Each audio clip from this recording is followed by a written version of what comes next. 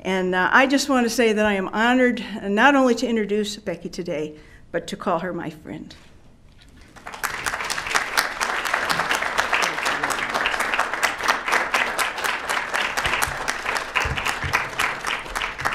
Well, thank you, Michelle.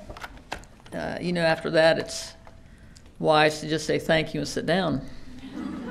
But you're very, very generous and brought back a lot of great memories. You know, the one great thing about having strong principles and working with people who have strong principles is you build friendships and relationships that last your entire life. And there are several people in the audience with whom I've also had similar long-term friendships and relationships. And Michelle and Ron have been great friends and good partners. And of course now Bridget is my partner in crime here at the Heritage Foundation, and our crime is advancing freedom no matter what the cost. And we're always on the hunt to add and multiply the people who strongly believe in principles. Well, I'm really delighted to have the opportunity to talk to you today about this subject. I will say that I view this as kind of a twin subjects: freedom and the environment. Because about any speech that I give on any subject is a twin topic: freedom and something else. Freedom is important. And in the United States of America, it's the freedom to do good and to live our lives out. It's not licensed to do whatever we want to do that may not be good. So I think it's important, particularly for young people like you, to be thinking about how you're going to build these core principles that are going to guide your life. And freedom is huge. Freedom is key. When I talk about issues, I like to talk about guiding principles of a free nation. Now, those of you who are familiar with Heritage know that we do our Index of Economic Freedom each year in partnership with the Wall Street Journal, and you'll know that these last couple of years, America, the United States of America, has slipped from being free to being mostly free. This is a challenge for every one of us in this room and everyone who are watching this. We need to get the United States of America back to being free so that each of us can pursue our dreams, the American dream, and live our lives the way we'd like to live with our families. But there are guiding principles for freedom, and there are guiding principles for environmental policy. And one of the challenges that we face here is that we've had an education system, a public education system. Michelle fought this battle for years in Virginia and still fights it today on many fronts. But we have a system that has failed to teach our students about the very elements that have allowed us to become the greatest nation in the history of the world and the freest people. And of course, at the heart of this are those principles called the Declaration of Independence and the Constitution. Now, those of you who are associated directly with Heritage should have your own personal pocket copy of the Constitution. If you don't, we'll make sure you get one. If you're not associated with Heritage directly, you should be sure to have one as well. And if you don't have one, we can make sure you have one before you leave today. But I'm not going to talk to you about these documents today, although I would love to. But I want you to know that there are principles there, and there are principles that should guide you as you think about living your lives in a free society. The Heritage Foundation, the Clare Boothe Luce Institute, most of our conservative institutions take these two documents very seriously, and they're guiding documents for the things that we do in more particular way. The principles of free enterprise, limited government, limited constitutional government, individual freedom, traditional American values, and a strong national defense. And while these principles are important and they guide the way we want our country to be led and the way that we want to lead our country, we also must have principles to guide other activities of our lives. Now, I'm sure each of you has a set of personal principles, whether you've thought about it or not, that guide the way you live your daily life. We've got a Declaration of Independence and a Constitution that guide the way we think about governing our country. And our issues with respect to environmental policy and the principles that I'm going to talk to you about today are derived from the principles that guide the way we govern our country. It's important to be guided by principles. Emotions can sway you to do things that aren't wise, aren't prudent, and frankly aren't principled. But emotion can be very important and can have a tremendous impact on decisions you make, which is why it's very important that you decide what your principles are and then you live by those principles regardless of what the emotion of the day and the moment is. Now, one of the most important elements of environmental policy is something that is a fact, but it is also disputed by those who are on the left, let me say, the leftists, the statists, the liberals, and the environmental radicals. And this core principle, this core idea, is that our natural resources are dynamic and resilient, and they lend themselves to being improved in quality and condition when mankind, and that includes women, mankind is a generic term that includes women, ladies, applies arts and sciences. In other words, we, human beings, can improve the quality and condition of the environment when we apply what we've learned and what we know to be true. Because resources are not static and diminishing. This is a very fundamental disagreement between us in this room and those on the left. Resources that are dynamic and resilient and lend themselves to being improved. And don't let people tell you something different than that. Well, let me talk to you briefly about the 8 principles that we've outlined here at Heritage, and it actually is contained in this great publication that we have, the Environmental Conservation 8 Principles of the American Conservation Ethic. You're going to get, before you leave today, I think, a set of the principles, and those of you who might be interested in some of the policy papers that we've included, just let us know. We'll get you a copy because this is your fight for the future of your lives. Well, let me talk about these 8 principles, and I'll go through them quickly, and hopefully we'll have some time for questions. I can get really carried away on this topic. Number 1, people are our most important, unique, and precious resource. Now, I will tell you that you might say, well, why is that a principle? I mean, doesn't everybody agree with that? Absolutely not. In fact, this is the dividing line. And if there are people in this audience who don't agree with that, you probably won't agree with anything else I have to say. But there are people out there across this country and across this world who believe that people are a blight on the planet, and the planet would be better off if we would just get off. And generally that means you and me, because they themselves tread more lightly on the planet. But it's an important point to really make your own, because there are lots of battles over the value and worth and importance of people today. It's our human intellect and knowledge that are important as the means by which we make decisions in our everyday lives, the way we use information, the way we frame laws, and engage in activities that can improve or change the natural resources that are involved in our daily lives. The public policies of the United States of America, the public policies of the several states, the public policies of the local county commission and the city council should inspire people to be good stewards of our natural resources and indeed of the environment that's all around us. And these rules should be good for the people, because that means they'll be good for the environment. This goes to the very principle of the rule of law. We think that's important in our nation. And we want to have laws that people understand, that are clear, that can be followed, and that people want to follow, or at least understand what it means to follow it, instead of laws that people think are unfair and will look for ways to get around. So, people are our most important, valuable, unique, and precious resource. You get that right, we've got a lot on which we can build for the future.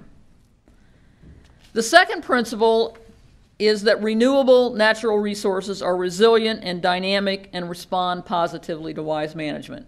It goes back to that first underlying point I made. This, again, sounds logical. This, of course, everybody should believe this. But in fact, it's a point of great division.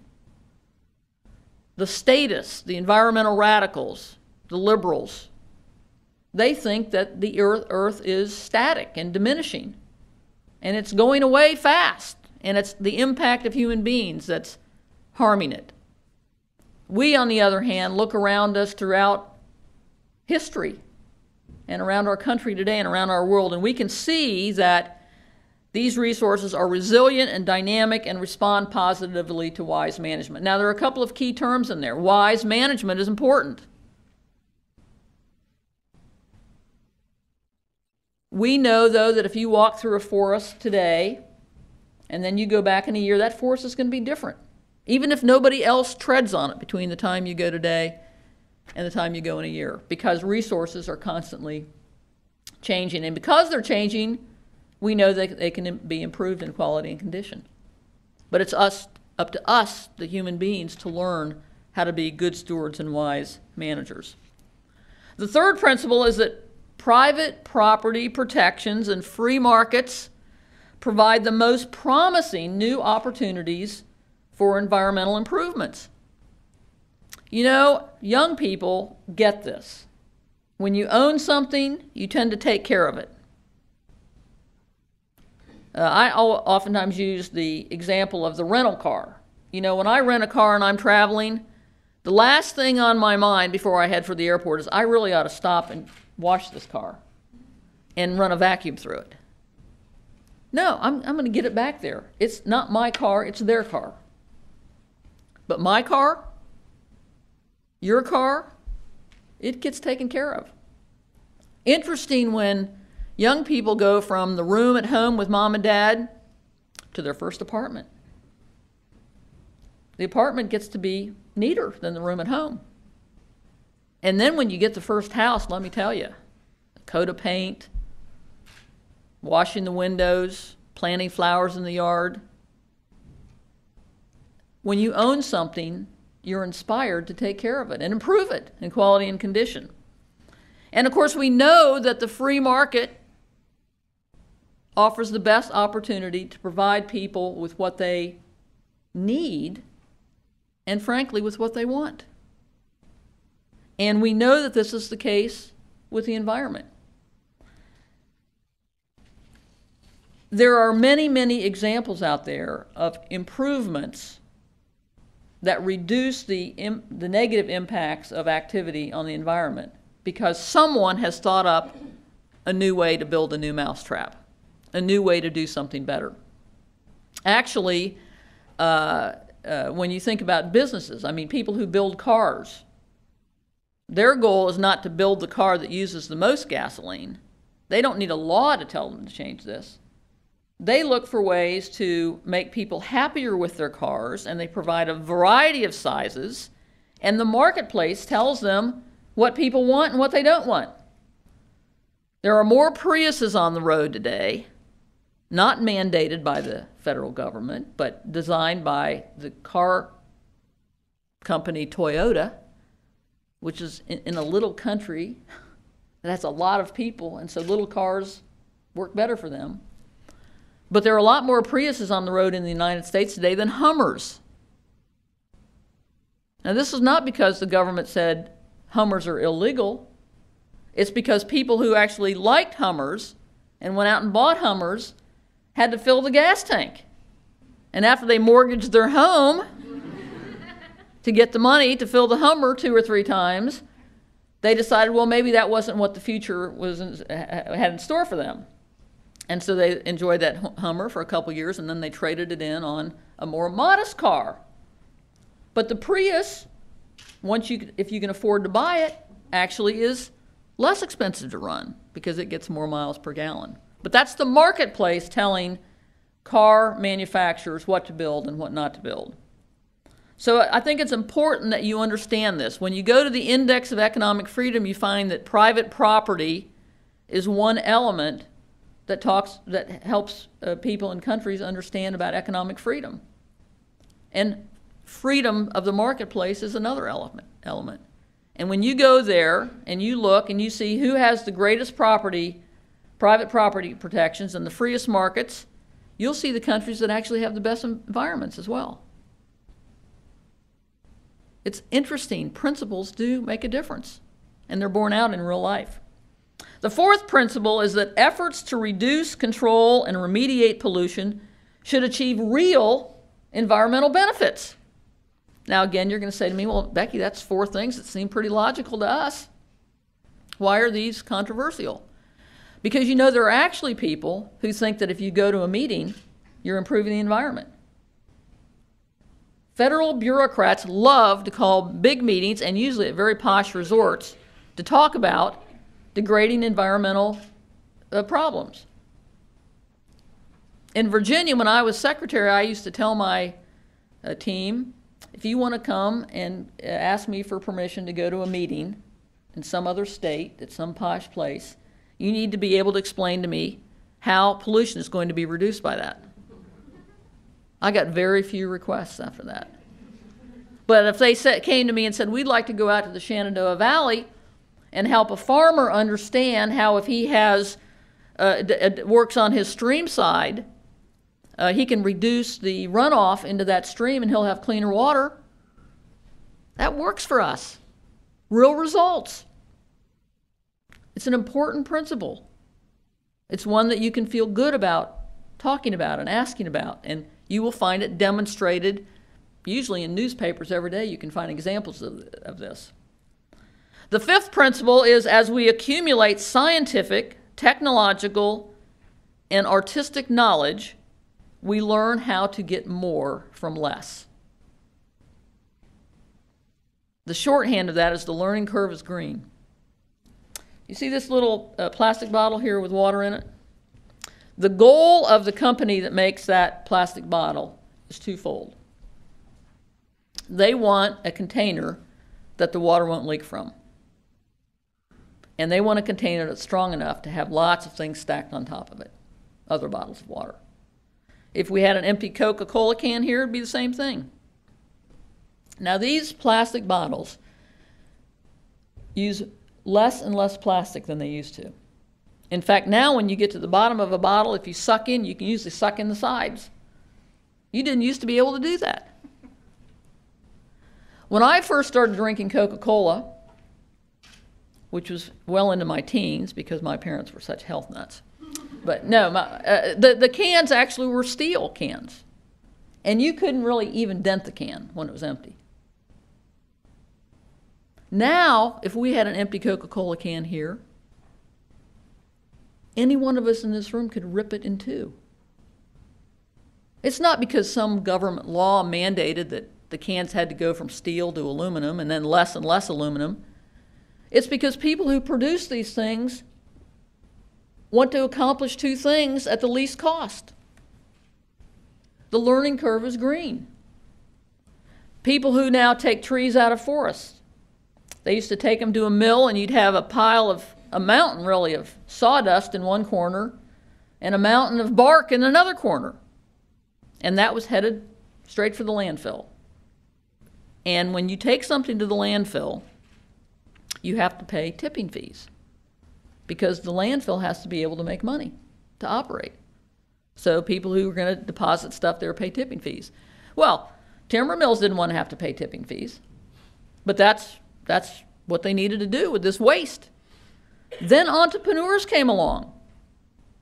In Virginia, the entrepreneurs devised a plan to take sawdust and plastic bags that were waste from grocery stores, and they put them together in a big vat with other stuff, their private secret concoction, and they stirred it all up, and then they ran this liquid through a machine they'd invented, and out of the other end came plastic lumber. And then they made Adirondack chairs, and they made picnic tables, and they made wood for piers and docks and wharfs. And it was very successful. And they had taken two waste materials and using their mind, good science, creative abilities, they came up with a new product. So now the mountain of sawdust is gone. Bark now is chipped up and made into chipwood. And you can go buy chipwood at the Home Depot or the Lowe's or the local lumber store. That now isn't going to the landfill either. And then when they make big beams, they end up, as they shave off the side with, maybe 1/8 of an inch or 1/4 of an inch of piece of wood, big long piece of wood, but just 1/4 of an inch wide. Well, that used to be waste. Now they take about 20 of those and they glue them together and they shine them up and they sell them for a lot of money. And they're called laminated beams. And they're very strong and they're very beautiful. And that's another waste product that's gone away. So these are just examples, and you will find more, again, in the newspapers on a regular basis, of people taking materials, using their brains, accumulating new knowledge, and coming up with ways to use waste materials and to use less natural resource materials to make something that's more valuable. The sixth principle is that management of natural resources should be conducted on a site and situation-specific basis. Again, common sense. Sometimes I feel ridiculous outlining these things and saying these are important principles because I think people are out there saying, well, doesn't everybody believe this? No, everybody doesn't. When we started talking about this principle back in the 1990s, we had an administration in Washington, D.C. that was run by Bill Clinton and Al Gore, and Al Gore's agent, Carol Browner at the EPA. And their whole mentality was one size fits all, command and control from Washington, D.C. They weren't interested in solving environmental problems, although they were big greenies. They were interested in controlling your lives and the lives of the people who lived in Virginia and Colorado and California. Now, some of those people didn't mind that.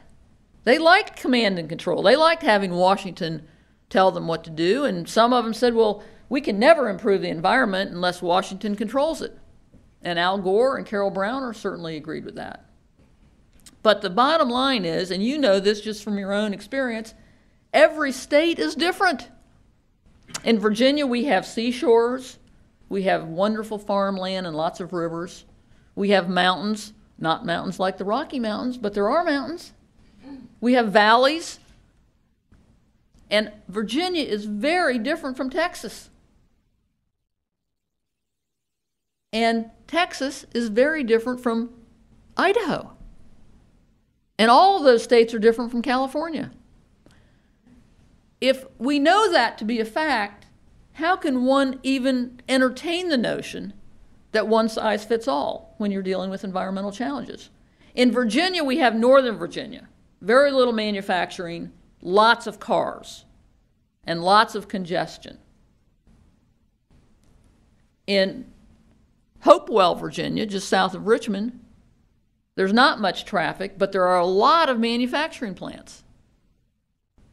Even in Virginia, we know that one size doesn't fit all. Logic dictates that. Science dictates that. The statists and the environmental radicals refuse to acknowledge this because it takes away from their argument that they should have centralized government controlling management of the environment. The seventh principle, science should be employed as one tool to guide public policy. Now, we think science is important, real science. Long before you were born, there was an actress named Meryl Streep. She still is an actress, but in her young, impetuous days, she came to Washington, D.C. to testify as though she was a scientist about an environmental matter. And she said, I don't want Alar sprayed on apples because it will kill my babies, or something to that effect. But she was brought up here as an expert. That's what you call pseudoscience. It has no bearing to real science. It was fear-mongering, and it dictated the views of lots of people on Capitol Hill who also weren't interested in real science. Real science said that if you took an aspirin tablet size amount of Alar and put it into an Olympic-sized swimming pool and then sprayed that swimming pool on apples, you would improve the quality and condition of apples so that everyone could have one a day. Wouldn't harm anybody's babies. And that was good science. That was demonstrated science. Tried, repeated, tried, repeated. Meryl Streep didn't understand that. And so they had pseudoscience guiding public policy views on Capitol Hill. We think that good science should guide, as a tool, public policy. But it shouldn't dictate public policy. In other words, we elect people to city council and the county commissions and state legislatures and Congress and the presidency, and we ask them and we empower them to take a lot of different things into consideration when they're making public policies. But we would like them to include real science, not pseudoscience, as one of those elements. But they have to take other things into consideration. Cost-benefit analysis. Lots of other things that we've talked about. It is an appropriate role of the federal government. So it's important to understand that science should be a tool, but don't get trapped into this idea that just because a scientist who's employed by the federal government announces that there's global warming, first of all, he works for the federal government, so trust but verify. Second of all, he's a scientist who's making an assertion that hasn't been proven. But third of all, science shouldn't dictate public policy. We don't mind having debates over on Capitol Hill between scientists on things, but we'd like them to be scientists who really are actually carrying out good scientific experiments. The eighth principle, again, an important principle for us, environmental policies which emanate from liberty are the most successful. This is a great, important principle, and examples abound from around the world. The most polluted spots on Earth are where the old Soviet Union existed. Now that's interesting. They were against pollution. They were in charge of everything, the manufacturing. They did all the inspecting. They did all the permitting. And yet, that's where the polluted spots on Earth are. Here in the United States of America, if something's coming out of a smokestack, you can be sure citizens know what it is. The company certainly knows what it is. And if it's the wrong stuff or too much of the wrong stuff, they're called on the carpet. They get fined. They have to make changes in their processes. Freedom is our chosen environment. Certainly those of us who are in this room today. And environmental policies which emanate in freedom, in liberty, are the best. They're the best for the people, and they're the best for the environment. Now, conservatives get a bad rap on this because people say, oh, well, you're always against what's going on in Washington. Well, part of the reason for that is because a lot of what goes on in here violates these very principles. That doesn't mean we're not for improving the quality and condition of the environment. Indeed, many, many conservatives across this country have better records than some of the liberals, than many of the liberals. But we do believe that you should guide environmental policy by principle. And we have seen that the trends in Washington, D.C. really since the 70s, and I regret to say this, but those of you who are Republicans, it was one of your guys who started this trend toward one-size-fits-all governing this, centralizing it in Washington, D.C. So we have these challenges, but it's your generation. It's the generation of most of the people in this room who are going to really feel the serious impact of this. as you come into your adult days.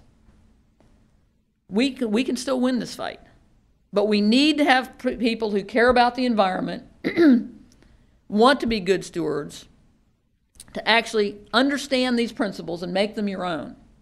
And then look for your own examples. I mean, I have pages and pages of examples from Virginia. Every time I travel now, the first thing I do is buy a newspaper when I land.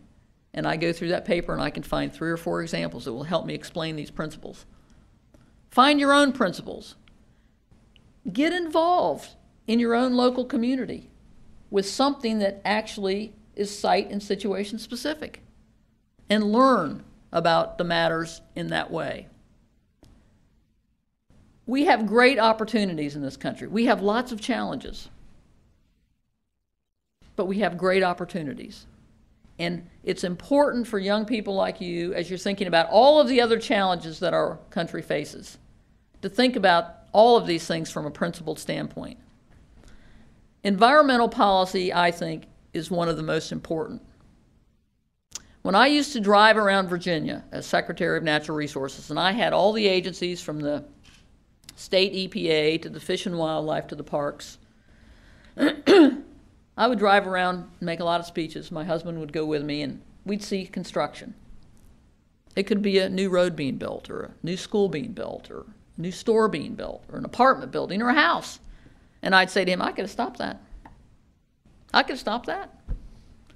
Everything we saw, I could have stopped. Because the left and people who've been elected to office who weren't thinking, who weren't guided by principle, allowed emotion to sway them, and they put in place all of these environmental laws and regulations that actually control almost everything we do in life. You know, when the Heritage Foundation wants to make a change in a building, like the one we're in right now, we have environmental laws we have to deal with. We have historic preservation laws that say we don't care if it's your own property. We're going to tell you what you can do and what you can't do. But people like you, young people like you, and people our age, we still need to figure out how are we going to engage in the fight and do it from a principled standpoint. I can tell you this, it's great fun to do. The work that we've done on the American conservation ethic and the papers that were written by a collective group of authors were fun to do because we believe these principles are the best way to deal with the challenges that we have and the opportunities that we have. And we know that liberty is the bottom line organizing principle that we need to fight for. So keep in mind, people are the most important, and liberty is the atmosphere we want to make the changes in. And then get these principles, make them your own, look for examples, and never, never, never quit. Thank you very much for your time and attention. Delighted to take any questions. Very good. What an inspiring talk. It reminded me of some of the parts of that I've forgotten. But those of you who are still in school or just out, through your Facebook or other venues, I hope you'll start a challenge when your friends or your teachers bring up these left-wing canards about environmentalism. They're just so false, and use this. That was just excellent. Thanks very much. Thank you so much.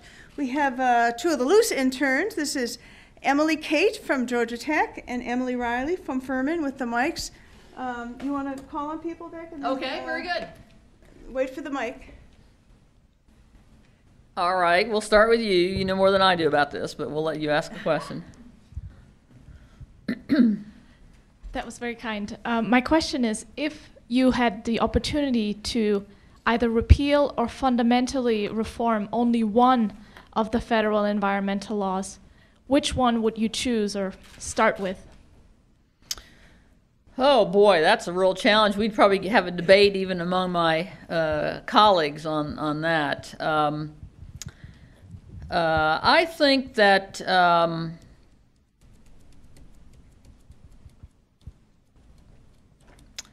I probably would start with the Clean Water Act.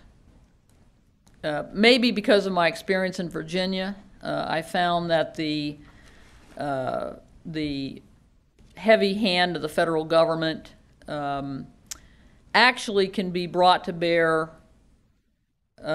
in a much more forceful way when you're dealing with something that's so emotional for people as water. Interestingly enough, air is huge, but most people actually don't see dirty air. I mean, in California occasionally they used to, but they fixed that. But water is a different thing. And again, using the Meryl Streep example, there are a number of examples where people have found water problems and they have been able to use them very emotionally to get more and more laws and regulations. There is a lot of water in our country. There's water that you can actually see on the surface, lakes and rivers. Then there's water just below the surface, and there's deep water. And a lot of people don't know the science of water, but they know what they see. And when they see water pollution, it really scares them. And fear-mongering is very effective when it comes to water. The program supposedly has been delegated to the states, but it never really is. And so therefore state officials can't make good policy choices about different uses for water in different locations. Because ultimately we knew at the state level, and we still know today, that the federal government bureaucracy, and this is generally the EPA and the Justice Department, will pick who they're going to prosecute and persecute. And in my instance, Carol Browner and the Justice Department weren't fans of my boss, Governor Allen. And when we had to testify here on the Hill on a water issue, the EPA guy sat there and said, well, we don't enforce the Clean Water Act over the heads of the state officials. I mean, there are thousands of times that we could do this, and we only did it 7 times in the past year. Aha! The 7 times they picked were Republican governors. In other words, they do pick and choose, and they make a big deal about it. And they do it in a way to try and destroy the credibility of the elected official that they're attacking. We never had a water problem in Virginia.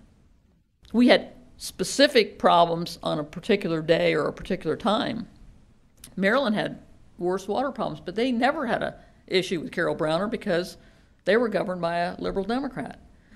So I guess that's what I would say. And I see Rob Gordon over here. He's an endangered species expert. He might have a different view on that. But ultimately what we know is that they've centralized everything, and they give us a little bit of freedom back when they choose to. And that's the frightening part. Okay, who else? Yes. Hi, thank you so very much. I'm a man, but I'm glad at the CWN event that I was able to be here.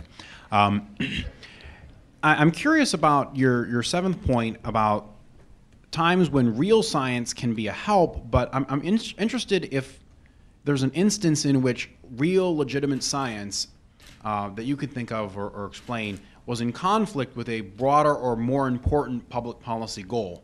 Because I think we can all think of when false science is out of sync with a good public policy goal, or when real science should dictate public policy. But where should real science not dictate public policy? Well, it should never dictate public policy, but it should be an important component. Water is an important point here.